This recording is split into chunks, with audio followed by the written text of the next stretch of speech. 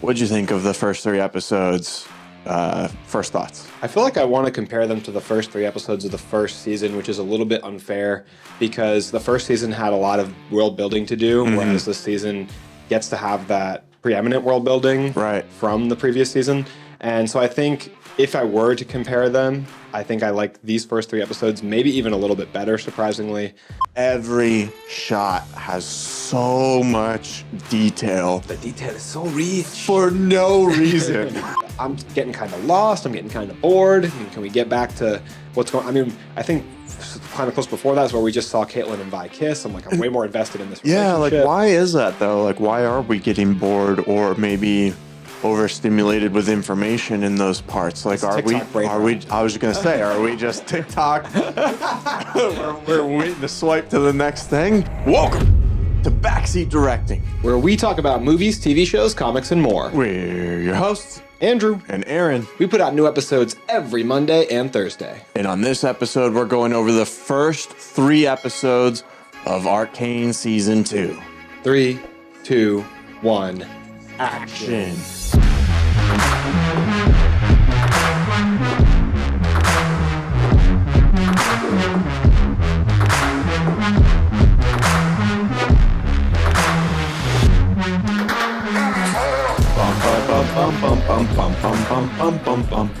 Woo boy, it's finally here.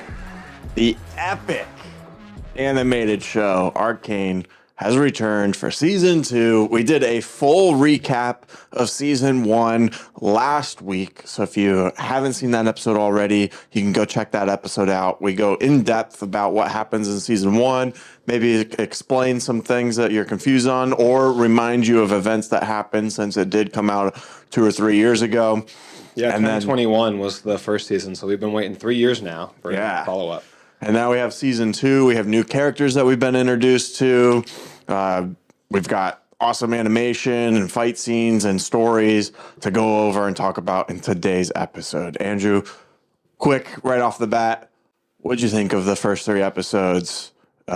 First thoughts. I feel like I want to compare them to the first three episodes of the first season, which is a little bit unfair because the first season had a lot of world building to do, whereas this season gets to have that preeminent world building from the previous season. And so I think if I were to compare them, I think I like these first three episodes maybe even a little bit better, surprisingly. Because I'm already pre-invested in the characters, and I feel like they stepped up their game in the animation department, which is a huge compliment because of how phenomenal the first season already was in that department. I do think that the same complaint from the first season, where we have spent a lot of time with characters that I don't care about as much, and with storylines I don't care about as much, in terms of spending a lot of time in Piltover and a lot of times with the political ramifications of their world up there. And I just want to be back with Jinx and Vi, and I want to be in Zahn. I like Zahn a lot better. But Jinx and Vi and the side characters that are around them are really interesting too. I love Savika this season. I love Savika so much more even than the first season. So, but what did you think? In comparing it to the first three seasons or episodes of last season, I think I hold last season higher just a little bit because of how like brutal it was on that third episode. That bridge fight scene is still one of my favorite animated fight scenes of all time. And just the tragedy that we felt, it like locked me in for the rest of the season. You know, it was a very good hook.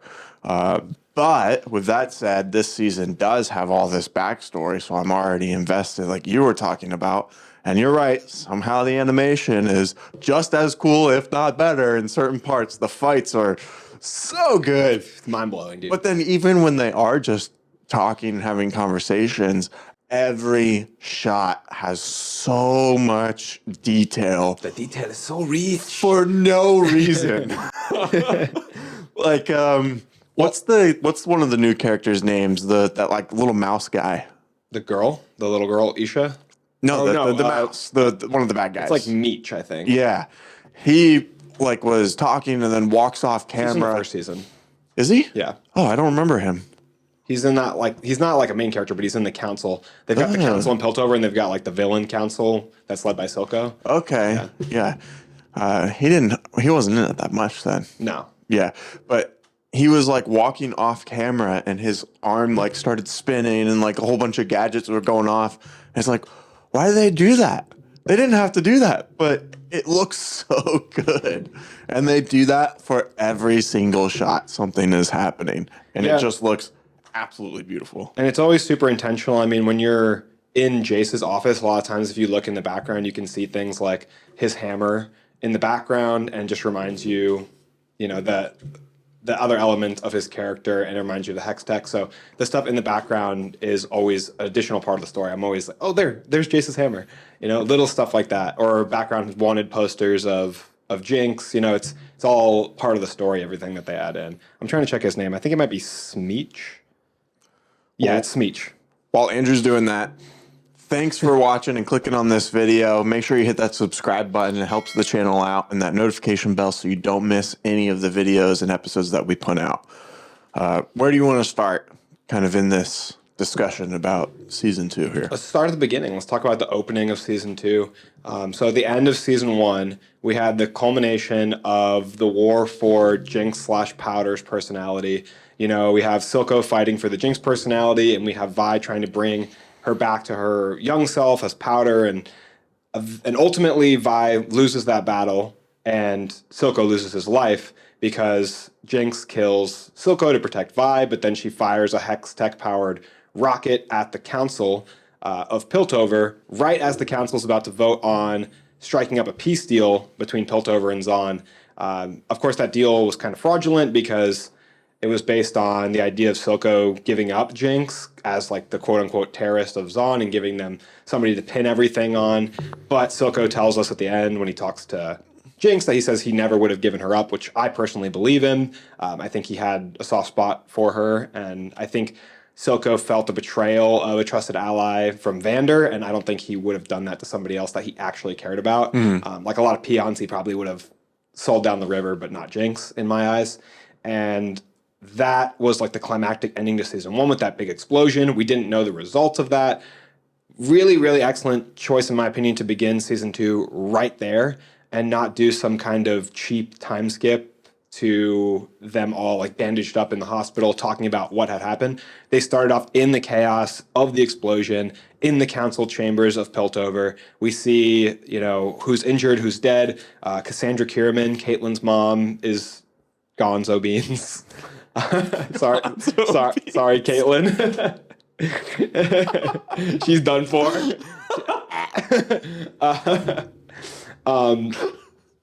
Who else? We see that Salo, the really annoying blonde-haired one, is of course alive. We see, of course, we see that He's the one in the wheelchair, right? now. Yeah. Yeah. Mel Medarda is alive. The old guy with the toy from the first season with like the bald spot on his head, he's dead. The mechanical faced guy, Dunzo gone as well. All three of them, Dunzo. And Victor is on the brink of death, and Jace is alive. And Jace is kind of reeling from everything and trying to make sure Mel is okay. But when he sees Victor is hurt, he like rushes, picks him up, brings him to their lab, and connects him with the orb of the Arcane that kind of like pulls Victor into this like portal. And that's where we start off in season 1. Yeah. Or season 2, I'm sorry. It was intense. There's a lot.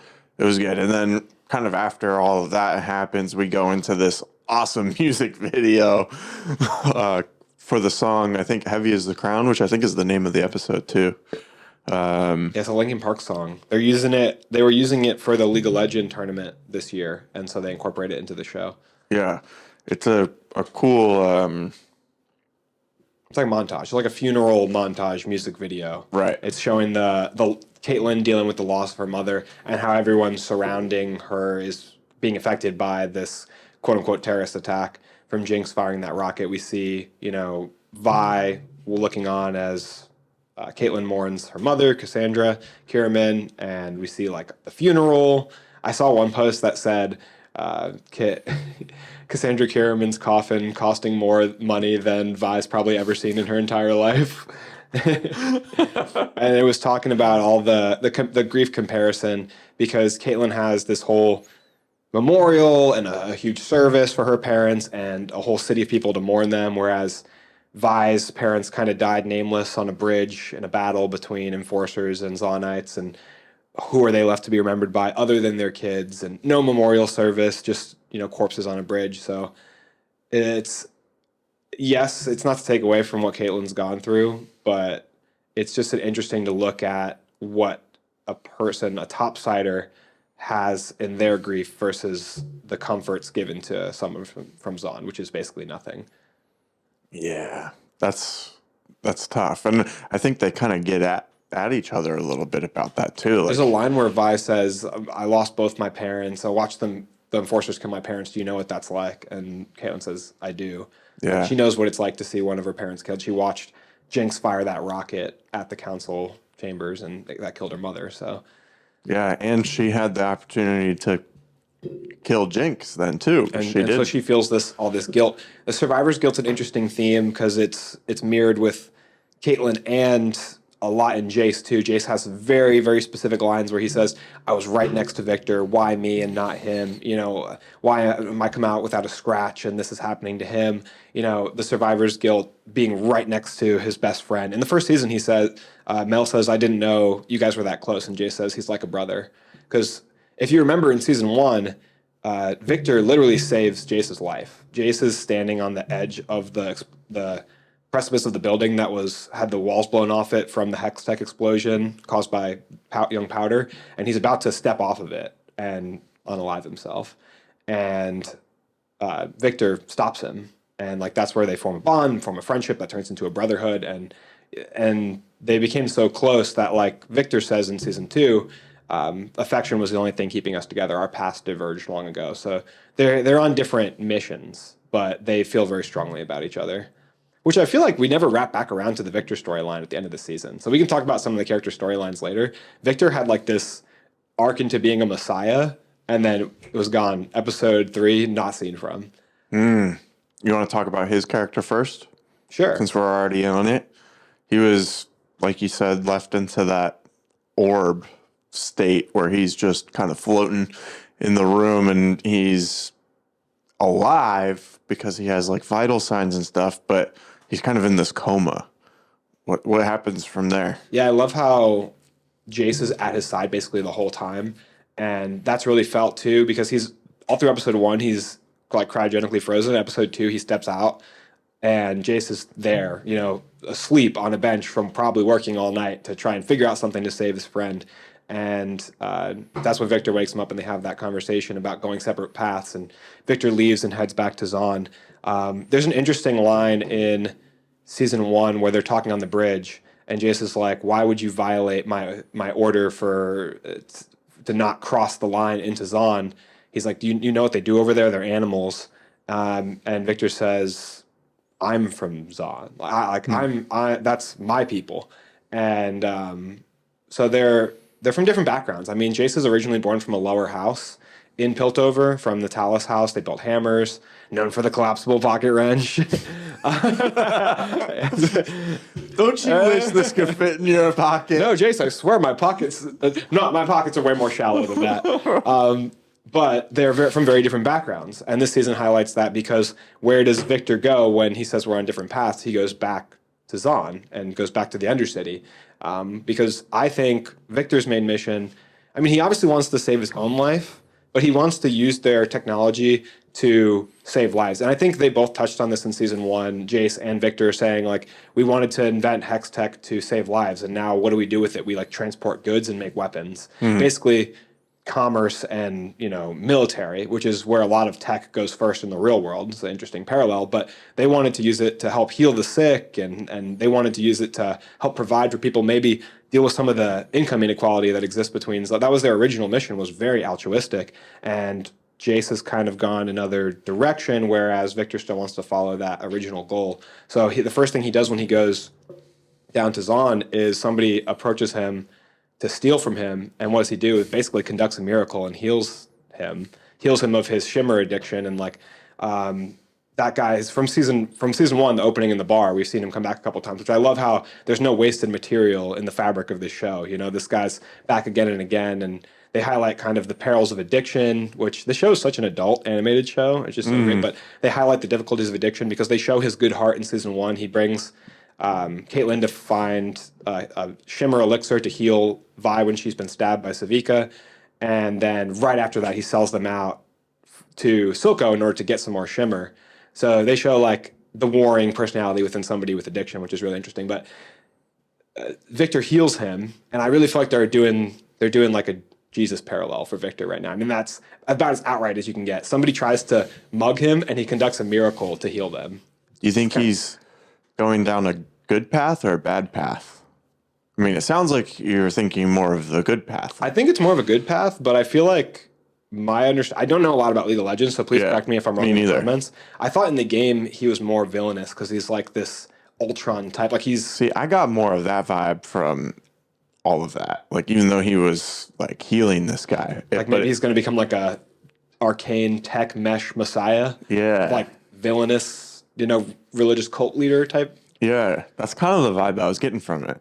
Again, I don't know the lore of the show or the game, but it seems like he's out to do good. Like he's healing people. I feel like if he turns villainous, his intentions are going to be painted as in a good place. Like I feel like that's the perspective of Silco. And something this show does a really great job of is writing morally ambiguous, morally gray characters. It is peak for that. I mean, if you heal someone, you know, they're going to possibly feel indebted to you. And that can go in either direction of how you determine to point them, you know? I feel like the show is one of those shows that does such a great job of showing how perspective alters, you know, who's the good guy and who's the bad guy. Because if you look at Silco, he looks villainous. He's villainous to the plain eye because he's drawn villainous. I mean, he wears red. He's got the eye thing, the damaged eye that makes him look, you know, it's like the callback to the pirate. The pirates are villainous. They wear eye patches. He looks very villainous in nature, but think about what's going on between Piltover and Zahn in the context of America and Great Britain in the Revolutionary War, right? Look, especially as Americans, we're going to say America's the hero of that story, and the despotic, tyrannical rule of Great Britain is the villain of that story, because taxation without representation, they're taking money from us, but not giving us a seat at the table. Look at the council seat at Piltover. Is there a representative from Zahn there? No. They're all from Piltover. And there are noble people like Caitlin's mother, Cassandra Kierman, who were working to do things to benefit the Zahnites, but few and far between. Like her air filtration system helped them out a ton. That's highlighted in this second season. Helped clear the gray out, which is the gray is this toxic, breathable material that was being flooded down into Zahn and causing all these health defects. Her family, the Kiermans, which I think their like claim to fame in the Piltover world is architectural, it seems like, with the Kierman key and the development of these air pathways, vents to help heal them. But they're, like I said, they're very few and far between. And these people, you've got the rich people up here, the Great Britain people who are doing great, and you've got the American Zahnites down here who are being taxed and stolen from. So then I'd urge you to think of Silco in that context as like a founding father. And just like you see National Treasure, right? And National Treasure, what does he say? He says that our founding fathers would have been considered enacting treason by the standards of Great Britain. From their perspective, our founding fathers are the villains, because if they had been captured at that time, they would have been tried as criminals, convicted of treason, and killed, and drawn and quartered, or whatever he says in that movie. So Silco is basically enacting, from the Piltover perspective, acts of terrorism, just like the American Rebellion, and he's trying to help uplift those people. And yes, his methods look ugly under a microscope, but his intentions are, I think, yes, he wants power for himself, but he wants power for the Undercity, because that's where he comes from. So I think that this show does such a great job of that moral ambiguity and highlighting how, from the Great Britain perspective, they're the good guys, but from the American perspective, they're the good guys in that situation. It's the same thing in their world. That always makes it more complicated. Of who to root for, because you can't convince me to root against Zahn. You're gonna convince me to root for the rich elite from where I sit? Hell no, the rich elite who are, But Silico's killing people. No, can't make me root for the rich elite. I won't do it. I won't root for the Kiramans, for these people. They're sitting up in a tower covered in gold and ivory and arguing about, how they're going to send enforcers in and tear up and turn over the Undercity. Come on, nobody's up there. Were they arguing about how they were going to help feed the empty bellies down there? Were they arguing about how they were going to help home the homeless children down there? Before this, Silico's killing people and getting people addicted to Shimmer. I don't give a damn. He's got to do what he's got to do. You got when you're fighting from the perspective of the marginalized, you sometimes have to use ugly means to fight from that perspective. One of my favorite movies that we talked about a lot is V for Vendetta, and don't hit me with one of my favorite movies because I say that one all the time for V for Vendetta. It's consistently up there. I put it at 11 out of my favorite movies. So V for Vendetta is all about rising up as the many downtrodden against the few elite who are putting their boot down on the necks of the many. So I don't condone violence in any form, but doesn't sound like it. Sometimes there is a base amount of violence necessary for change. But as my man Silco would say. That's how do you know when that time is? I think you know when you're the oppressed. I think the oppressors are never going to be able to tell you what time. The oppressors are never going to be able, because of course they think now's not the time. The oppressed are going to feel when it's time. Do you think Silico draws? Keep calling him like Silico, like silicone. Silco. Silco. Okay, fair enough. I just didn't know if you were doing that on purpose or not. No, I thought that was his name. Do you think he knows where to draw the line, though? I don't think he does. I don't think he's a hero. I think when Vander was around, it's hard to even say I would root for Vander because I like him more as a character, but Vander is willing to... There's basically two perspectives, and I think Vander's is the utilitarian perspective, which is the most good for the most people, and he recognizes that there would be a period, a really bloody period, if they try to help themselves up, and how many innocent people will be hurt in the wake, just like Vi and Jinx's parents. And Silco recognizes the same thing, but he sees it as necessary, which is more consequentialist. If you're looking at like different ethics-based perspectives, consequentialism is like ends justify the means, which is the hallmark of a lot of great villains like Thanos and all these people. So kind of the rest of episode 1 is a lot of them talking about whether they should go to war or not. And then at the memorial service to the 3 dead council members, Gonzo Beans, the Undercity ended up attacking. Yeah, which we would later find out, and I predicted this, was planned by Mel Medarda's mother, Mbessa. She has a lot to gain from this. So Mbessa is from Noxus, which is a civilization known for their like imperialism and conquesting. So their society is basically very warmongering, war-based. They go to other civilizations and take over, kind of like Alexander the Great's empire, his time leading in Italy and Rome. So she understands that war makes money, and convincing them that not only that war makes money, but the need to protect themselves will encourage them to develop and use more Hextech weaponry. And she wants to take on the Hextech weaponry so she can use it for Noxus and make them even more domineering as a civilization and protect them against, you make a lot of enemies living the way that they do. So she enacted this attack, which probably took a very gentle nudge, because that woman from the Undercity, you may recognize her from season 1. She has that green glowing stuff coming out of her nostrils, the tubing. Her son was murdered by Jace accidentally. Jace murdered her because he didn't know how to control the Hextech hammer as well as he should, and he shouldn't have been in that position. He's not like trained to, do SWAT missions. So he went in to take on Silco's underground bases, accidentally killed her son. She came back after Jace seeking revenge, and it's kind of hard to root against her in that context too. I mean, Jace killed her son, so I mean, kill him, I guess. Sounds like you're on the side opposite of what the show wants you to be on the side of. Why would I? Do they want me to be on Zahn? I feel like they want it to be the audience to be split. Don't you Yeah. think? Because like, how am I supposed to root for Zahn? I'm rooting for everyone loves Mel first of all, which Mel is cool, but Mel is fine. You don't like her? I haven't like she's just basically politicking, and I like that she has more of a diplomatic approach than a lot of the other people. I love the fact that she is actually considerate of the people of Zahn somewhat, but in the same breath, she's aligned with Jace, who's basically just annoying most of the time to me. And now the Undercity has the storylines with Victor's down there, who I think is far more interesting than Jace.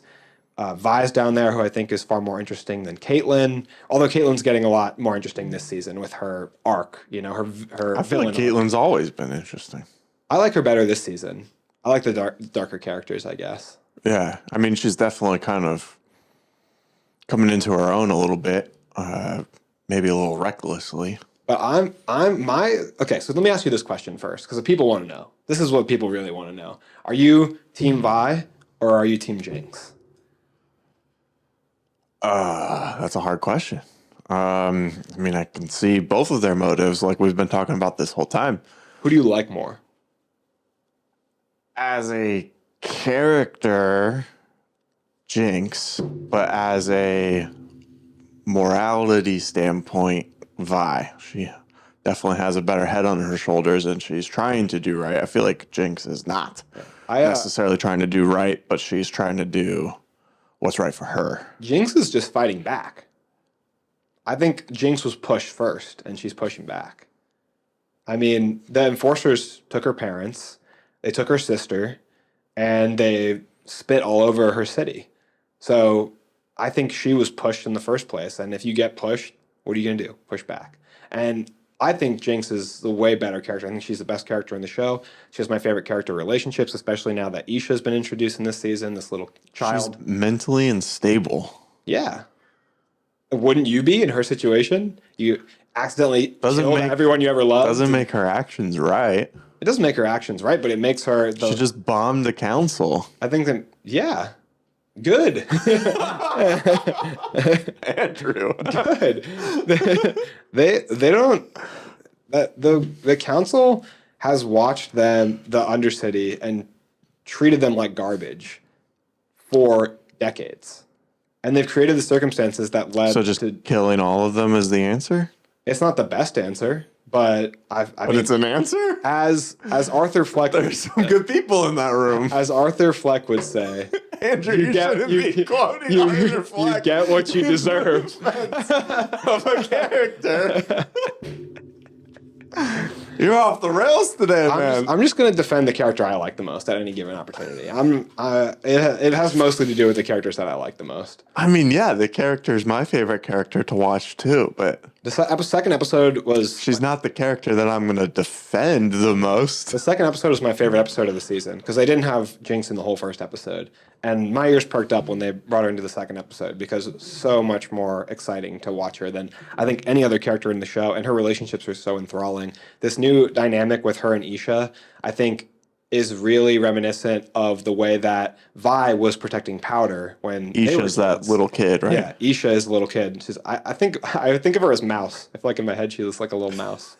But I feel like she's the stand-in for young Powder, and Jinx has grown up to be a protector, strong enough to be a protector. Now she's taken on that role, and she's more of the Vi role now. But also, I feel like at the same time, Savika has kind of become her new sister as opposed to Vi. Like this relationship that built from the first season where they are at odds, a lot of tension, competing for who would be Silco's lieutenant or Silco's focus. Now that Silco's gone, there's nothing between them, and they're starting to back each other in the second episode. Like Jinx made Savika's new arm. They fought together and protected each other. And then that led into episode 2, where they're now side by side, fighting against Caitlyn and Vi, fighting against her blood-related sister. I feel like Savika and her also have that parallel where they're like sisters now. But then on the Vi side, I feel like she has a similar group now to where Vi started off, because Vi started off with Powder, Milo, and Clagger. Now she has Loris, Caitlyn, and Maddie. So she has her new group of 4, her little quartet. So I feel like they're both kind of back to where they started in season 1, but with different dynamics. That's a very cool parallel. Isn't it cool the way they write it like that? Yeah, that's really interesting. It makes things really complex. What did you like about episode 2 the most? I mean, obviously Powder was there, or Jinx was there, but what were some of the parts of episode 2 that really stuck out to you? I had my favorite use of music, my favorite animation, just with tiny little glitch details from now being in Jinx's perspective, like when she fires the gun, and then like the smoke. And then the hazy, foggy animations where just their lights are glowing while they're wearing masks and they're doing like the attack on. Was that episode 2? That was cool. 2. Yeah. And then my favorite part of the episode was Smeech versus Savika. Yeah, that was such a cool fight. You get when Savika pulls up, dude. When Savika pulls up to a fight, I'm hyped. She's probably my second favorite character now, which she wasn't. Jeez. She wasn't up there for me in season 1, but when Smeech is about to take out Jinx. And you see Savika come out of the girl smoke. there. You can't let her die. Like, yeah, Savika's about to pound these guys into the ground. And then Jinx throws her new arm, and she flips the cape off. And I know you love a good cape. And pops it on. You're like the opposite of Edna Mode. Yes. And she pops the new arm on. It's got that badass, like, shark face, the claw. And it's got the cool roulette wheel that keeps us on our toes. Just like Jinx's character. Keeps you on your toes. Yeah. You never know what's going to give you next. Totally impractical, but perfect Jinx weapon. It's perfect for Jinx. It's just like her. It's like, she's so Harley Quinn-esque. I love it. Unpredictable. Exactly. And that's what makes her so entertaining to watch on screen, because you never know what she's going to say or do. That's what makes her dangerous. Andrew. And what I was talking to you about when you came over and you were rewatching a bit of it as I was watching it is the concept that Jinx's movements and her attitude and personality is so aloof and it's so nonchalant that even it bleeds over into her fighting style where, like, people will swing on her, and she just kind of does this little sway, like, and it like goes barely misses her because she's just so smooth. She still has like shimmer in her, right? I think so. Because she's got like that super speed, and that's her eyes are all pink. Yeah, her eyes have that cool pink contrast with her blue hair, and her eyes glow in the. How does shimmer work? Because in some instances it seems like steroids, but then you need like another shot of it to get going again. I think they stabilized it kind of like Temp V. I think from the boys. I think in after they did the time skip in season 1, Singe did a lot of work on shimmer and stabilized it, because you see Savika with her arm in season 1, she's like pounding shimmer into her bloodstream, and she's not getting completely obliterated like Deckard or whatever his name is from, or even Vander in season 1 gets monsterized into like a Hulk. I think they've really stabilized it, so it kind of wears off. But then in some instances, it seems like just a drug that people are getting high off of.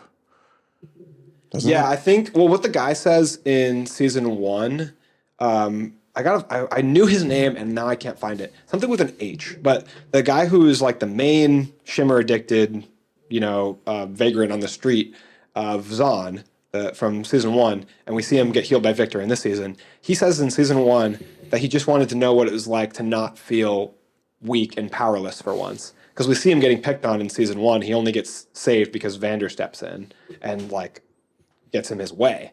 But I think when they take shimmer, they get enhanced, and they're addicted to that feeling of feeling stronger. They're addicted to, but it like also wreaks havoc on their body. Maybe if you have a weaker constitution. So then why is Jinx not feeling those side effects?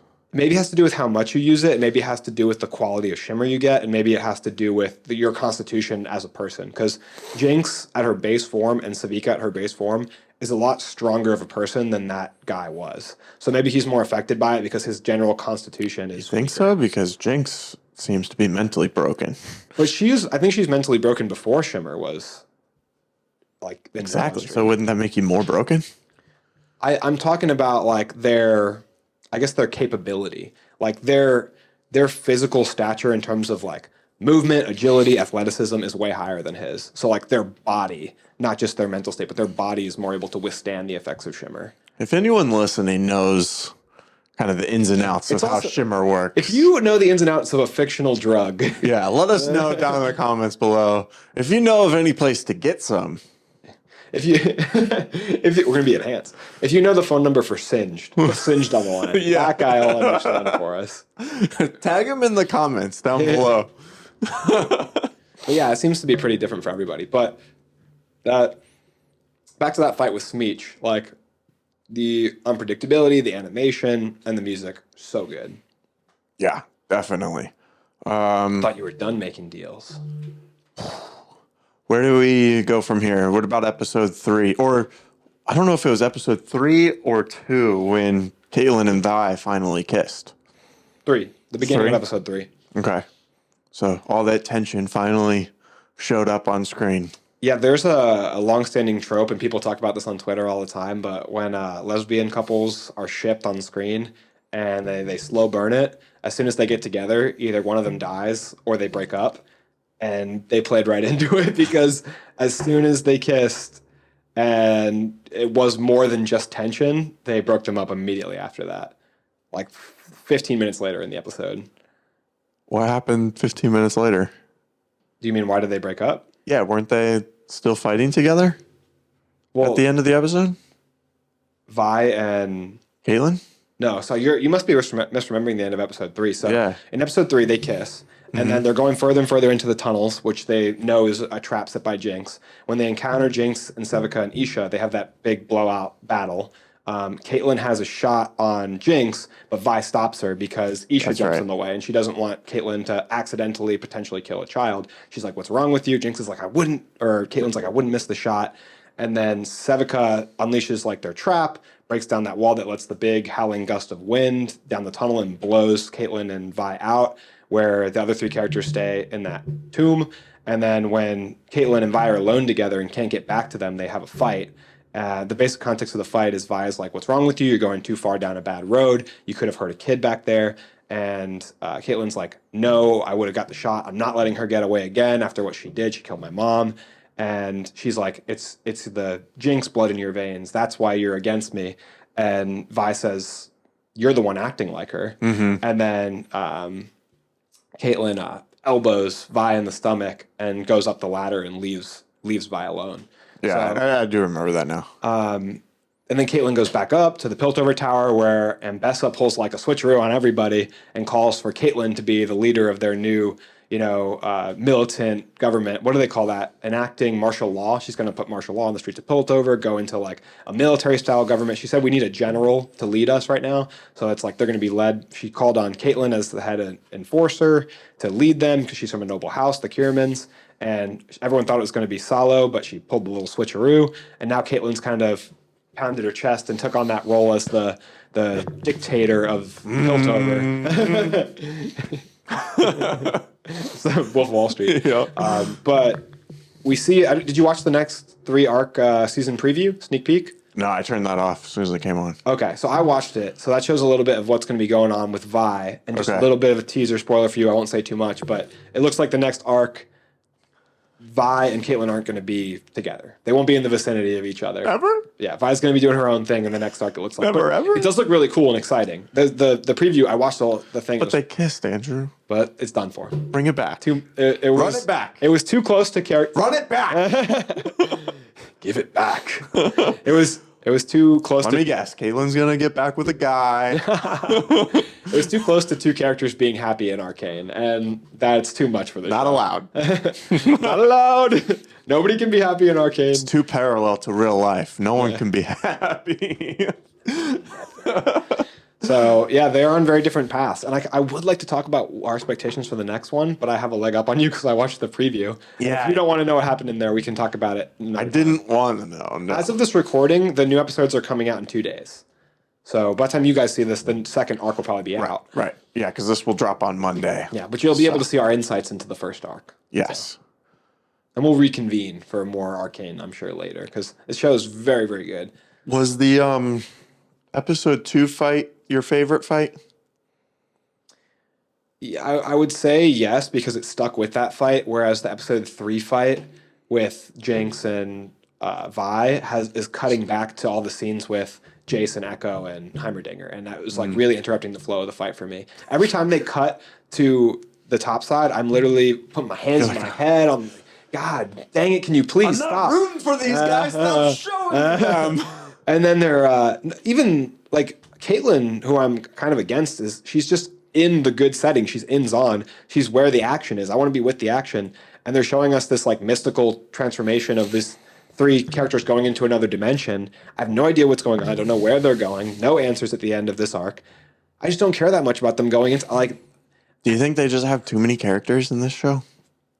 I think they're instituting even more in season 2, and I think that is probably a problem. So yeah, I would probably agree with that statement. Yeah, because there's a lot of other shows that also have a lot of characters, but like Invincible has a lot of characters. But I feel like we, for the most part, stick with 2 or 3, you know, where Like we get characterization for the characters. They put stuff in because they're like 40-minute episodes. So when Mbessa brings Caitlyn up to be a dictator, we see Maddie is like beating her chest. She's on board, and we see Loris like turn his nose up and walk away. So we get characterization for both of them, the path they're going, the kind of people they are. But they've had so few lines. Like since episode 1, Maddie has like had them so so few much. lines. Yeah, I love Maddie's voice, the like Yeah. Irish accent. Yeah. I love it when she talks. I like Caitlyn's voice a lot too. With it's like a soft British accent. But Yeah. Maddie and Loris like never. I mean, excuse me, fake sneeze. Loris doesn't really talk up much. That's kind of part of his character. No, yeah. But he just doesn't get a lot of screen time doing stuff either. yeah. And I mean, it's fine. I'd rather be with Jinx anyway, but either pick a lane, like focus more on the characters I want to see, or like don't do this middling amount of attention to these other characters. It's literally just the council, and I don't care about Sola. I do not care about Mbessa. Mbessa has the most screen time of anyone on the show. I swear she has more screen time than Vi that's and Jinx. Mel's mom, right? Yeah. I swear she has the most screen time this season of any character. I feel like the times when she's on the screen, it's hard for me to understand what's going on. Well, it's because there's so much stuff we don't have context to. We don't know about the strife that's going on in Noxus. We don't know what happened with her son and what she took, or like apparently this Black Rose community is like a community of witches, similar to the what are they called in Dune? Like Yeah, I'm not going to try to say that. that. But the Black Rose community is like this community of witches that influence politics in Noxus, and they're coming after Mbessa for something.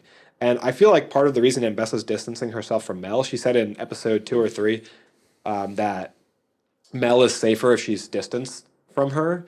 So I feel like part of the reason she pushes Mel away is a little bit to do with Mel having a different philosophy than she does, but a lot to do with maybe protecting her from some of the downsides. Yeah, I don't know. It's just hard to follow whenever she's on the screen. There's a lot of lore that the show doesn't necessarily explain. And it seems like they're not necessarily going to explain it either if this is the last season with these characters. Well, maybe they'll get into the lore they haven't explained and explain the lore that we need to know for Jinx and Vi. But then they're going to introduce more lore that I don't understand. They will. And they're always going to pile on. Yeah, it's true. Like you saw, I agree with you. I think there is too many characters that they try to follow, you know?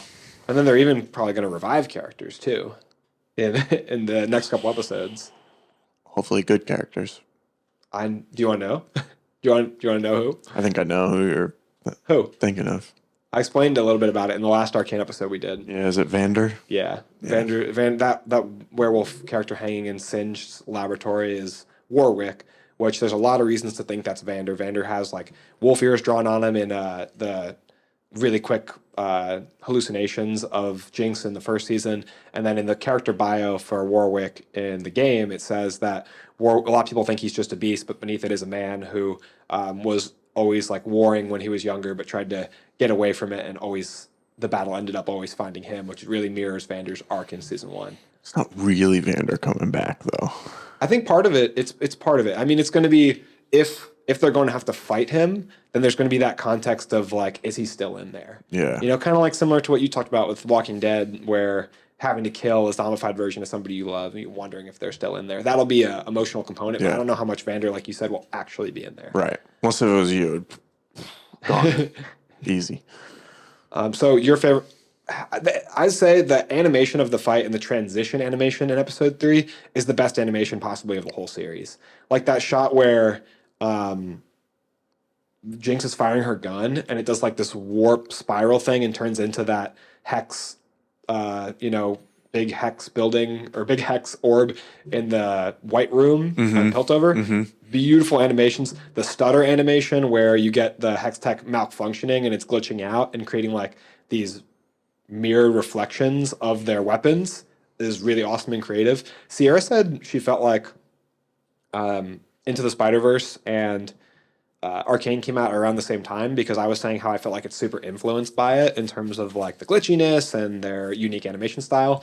But Into the Spider-Verse came out in 2018, and this show didn't come out till 2021. So I feel like it was influence. But it probably took years to animate it. Well, I think it took like 6 to 8 years to do the first season. How much of that is the actual animation, though, and how much of it is like planning, storyboarding, and like stuff like that? I'm sure a lot of it was the animation. But yeah, I don't know. It could or could not have been influenced by it. It's possible. I think so. Yeah. But I think they do so in their own style. Oh, the glitches are totally different than the glitches in Spider-Verse. The glitches in Spider-Verse are like those little blurbs coming up from the interdimensional stuff, and then the glitches in this show are like these little. It's almost like spray paint. Yeah, I really like how this show is edited. I really enjoy the fast cuts, and sometimes it's almost too fast, and they throw too much at you at once. And I love every second of it. You could go back and watch it a couple times and have notice a different detail. And it's got to be hard too for the editor and whatnot, whoever's supervising them and stuff, to decide like when to cut, because you have all this animation and it's like, oh, it's going to be shown for a frame. Yeah. And it's like, but we have 10 frames. well, like the opening of episode 3, where they have the super quick cut highlight, reel of their little strike team going into Zon, and it's all these different creative animation styles and different angles. There's like a 3D scroller video game view that's almost like Mario, where they're like going down the tunnels, and then there's angles downwards, and it's super fast movement, and they're moving like kind of like comic book characters too, where they're like, yeah, it's like, but it's so fast. I'd be really interested to see like all of the animated stuff that isn't necessarily in the actual final cut of the episodes, because there's got to be like a bunch before and after, like each cut and stuff. I believe it. I mean, the show, people are estimating, cost $250 million to make. For season 1 and 2 combined. There's no way that they don't have a bunch of stuff on the cutting room floor, Yeah. It's really cool. I think it's awesome and well worth the money. Of course, I'm not losing any money from it, but I love this style of animation. How do you feel about this season? In terms of we both have a shared complaint with season 1 that they spend a lot of time dealing with just people talking that aren't characters we like as much, and talking about rehashing politics, basically. Are we going to go down into Zon? No, we shouldn't. It'll start a war. Do you feel like they've improved that with the first 3 episodes of season 2? No. I agree. I think it's the same that it was in season 1. It's really high highs, and then there's some mediocre time in the show as well. Yeah, it's just what they're talking about. I feel like it's hard to understand everything, and I think part of it is just like some of the lore isn't necessarily explained, or some of the characters that they're talking about we aren't super familiar with. Well, there's that conversation in episode 3 with Mel and Lest. Lest is that cat-eared person who was in Salo's chamber, and they're talking about Mbessa and her plan, because she's like, Lest, you must have heard them. You have, cat ears. And I'm getting kind of lost. I'm getting kind of bored. I mean, can we get back to what's going on? I mean, I think kind of close before that is where we just saw Caitlin and Vi kiss. I'm like, I'm way more invested in this relationship. Yeah, like, why is that, though? Like, why are we getting bored or maybe overstimulated with information in those parts? Like, are we, I was going to say, are we just TikTok? we're waiting to swipe to the next thing? Or like, because I don't feel that way when watching Invincible or, some other shows that still do have a lot of dialogue, like. The thing is, like, when they're in the Undercity and Savika is arguing with Smeech because Smeech wants her to hand over Jinx, I'm not bored then. I don't want to fast forward then. I find that world more interesting. I'm more invested. I'm not at least for me. And when Jinx is talking to Isha and telling her, if you ever need a family member or something, like, I think I'm invested in those conversations. Maybe it's because they're like talking about things that are going on in the moment, but then on the top side, they're talking about things of what we should do. Yeah. And it's like, just pick and do it. And that's also a key difference that you can highlight between people, the haves and the have-nots. Yeah. The have-nots have to focus on now. Right. And the haves have the luxury of planning for the future because they are safe now. Right. And that's the thing, is they just got a taste of what it's like to not feel safe in this season. They just got a taste of what the Zonites have felt for decades probably, and they're not liking the taste in their mouth. And now they have the martial law in place, so hopefully we get a little more action. I think Ambessa is basically pulling all the strings, and it's going to seem like I mean, would you tell her no? yeah.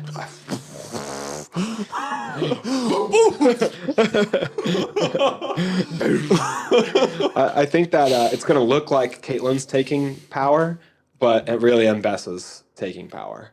And I think we're looking down the barrel of seeing just how strong the military might of Noxus really is.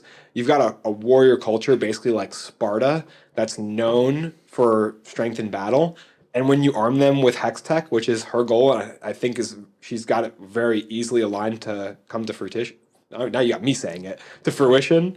We're going to see armored up Noxian soldiers with Hex Tech, and we're going to see just the difference between the bottom feeders fighting against enforcers, which they kind of mowed through. That's what I want. To Noxians, it's going to be a tough fight. That's what I want. I want to see the conflict. I don't want to hear the conflict. Yep. I really, really thought that some characters in episode 3, I really, really thought more characters were going to die.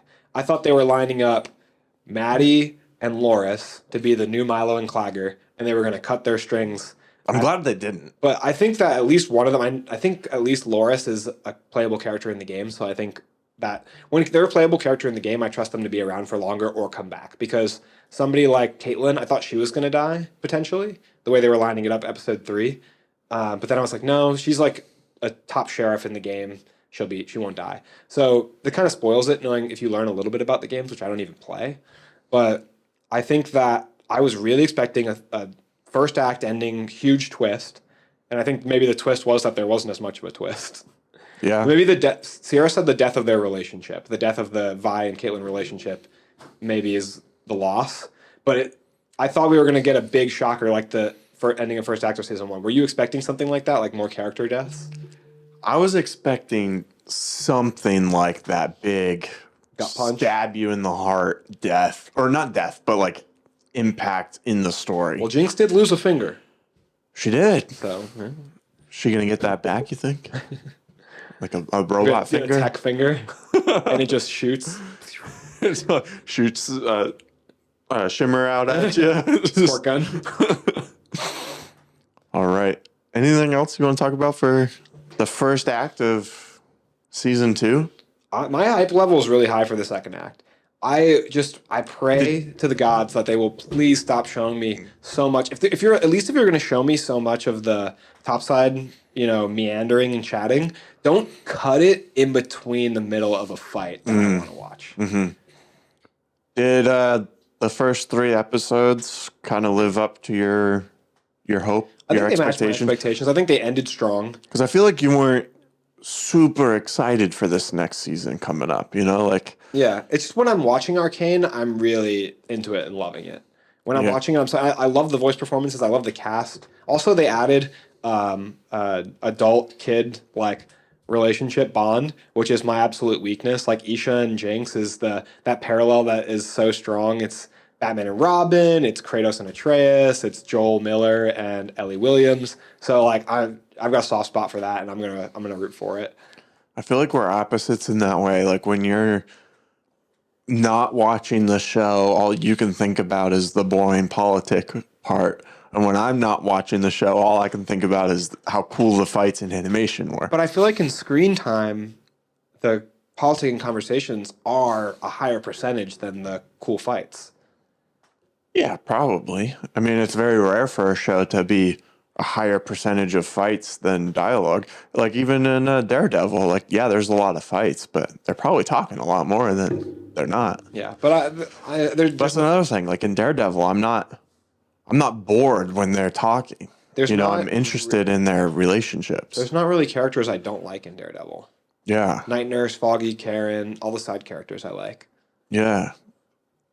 Interesting. I think it's just the nature of what they're talking about and there being too many characters. And maybe, like you said as well, the lore component. For those of us that don't know the lore, feeling in the dark. Once you get confused in a conversation, it starts to snowball. Because when they don't clear it up, I just get more and more confused as the conversation You goes kind on. of start to check out. Like, oh, like this conversation isn't meant for me.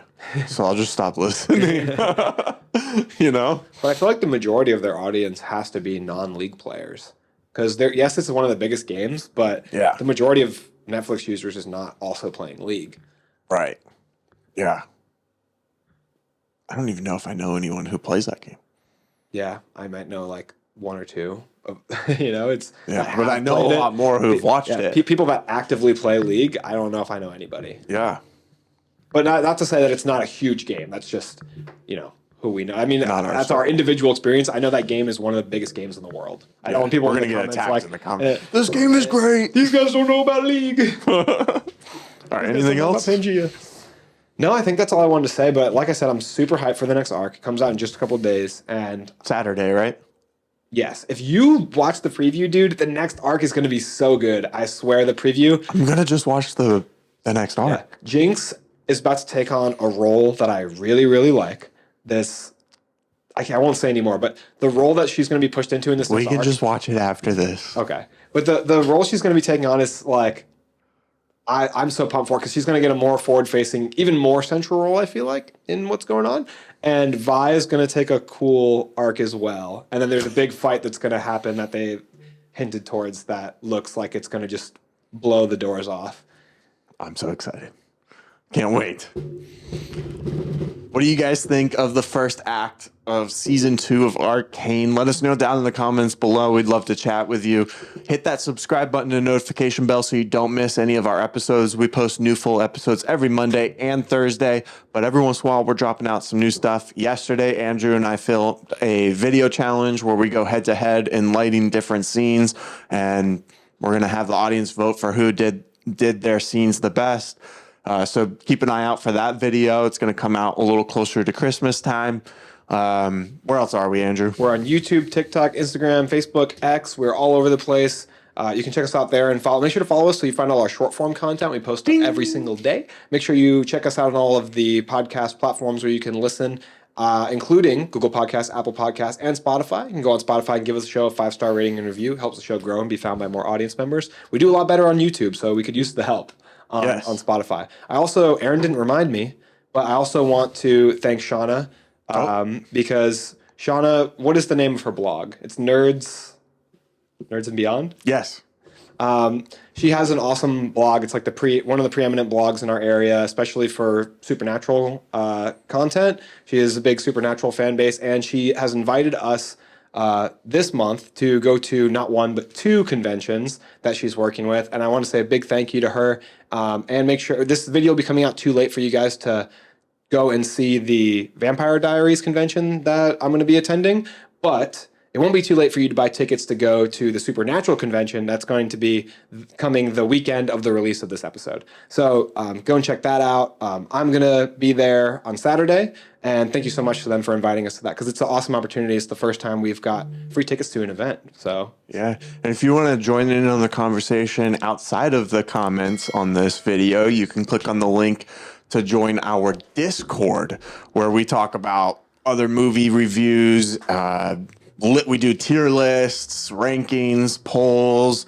We talk about upcoming episodes that we're filming, and which reminds me we need to put some of those in there for this week. I'm on it. And then we also take episode suggestions from the Discord, and we get to them pretty quick.